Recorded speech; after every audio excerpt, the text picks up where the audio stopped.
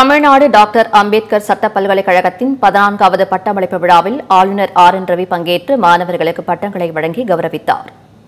சென்னை பெருங்குடி வளாகத்தில் நடைபெற்ற நிகழ்ச்சியில் எல்எல்பி 5 பட்டப்படிப்பு முதுநிலை முனைவர் பட்டம் முடித்த 4669 பேருக்கு பல்கலைக்கழக வேந்தரும் தமிழக ஆளுநருமான ஆர்.என். ரவி பட்டங்களை வழங்கினார்.